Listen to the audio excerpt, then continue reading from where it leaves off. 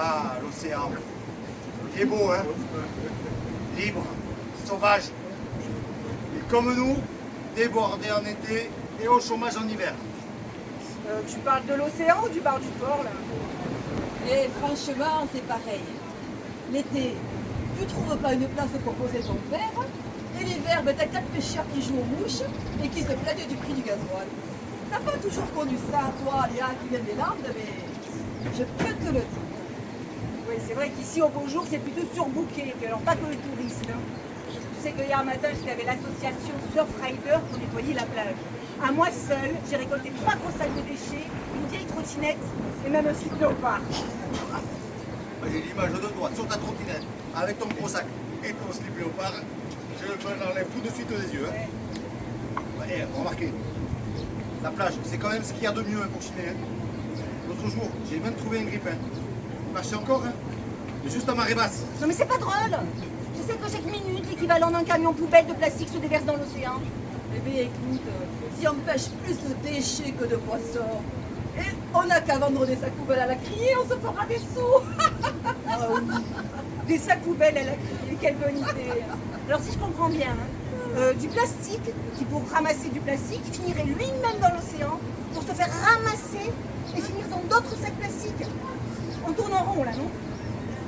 Ah, elle a crié, c'est le poisson d'eau chérie.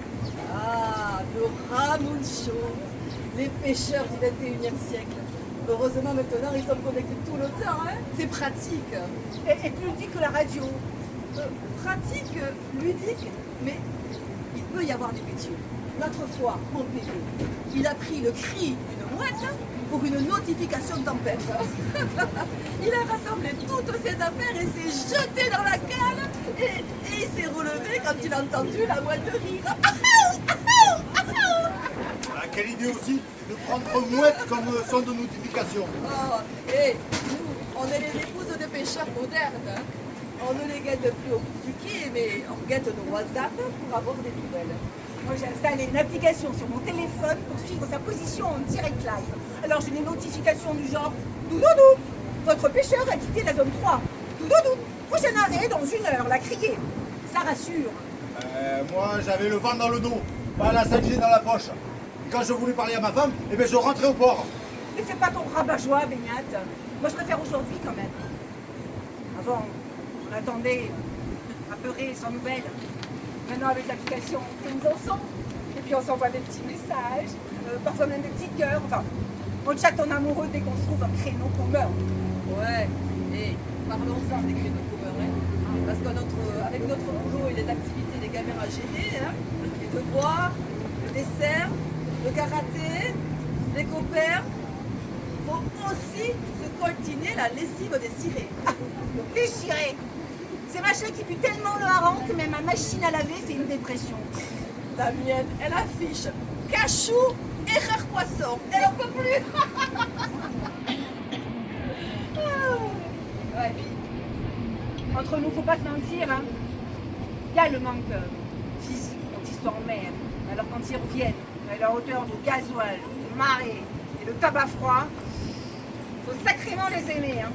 Donc, moi j'ai un truc pour supporter, je respire par la bouche.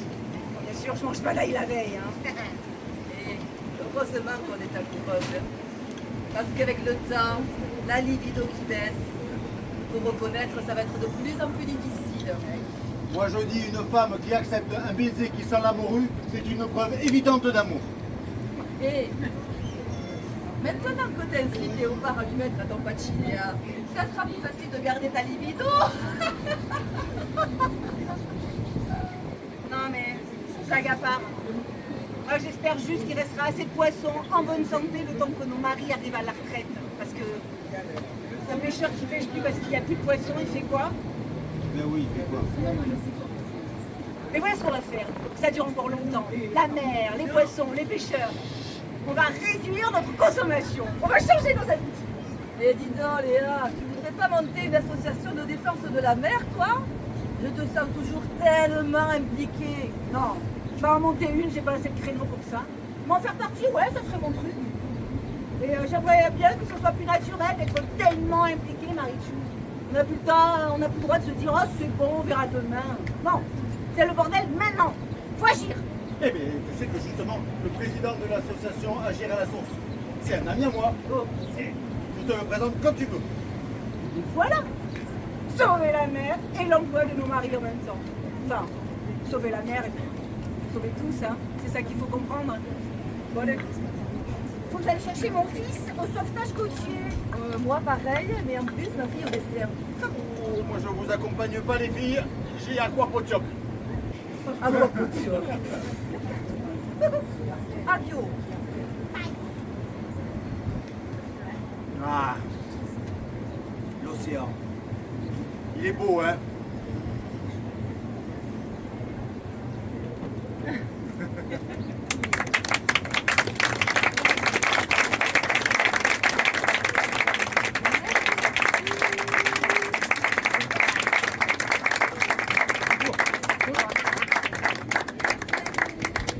Merci d'être venus. Je vous présente mes compères. Alors, dans le rôle de Marichou, Cathy. Dans le rôle de Pénat, Benjamin. Et l'autrice de cette scénette et dans le rôle également de Léa, Delphine. Et à la mise en scène,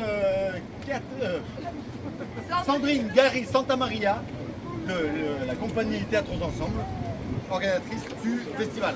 Voilà.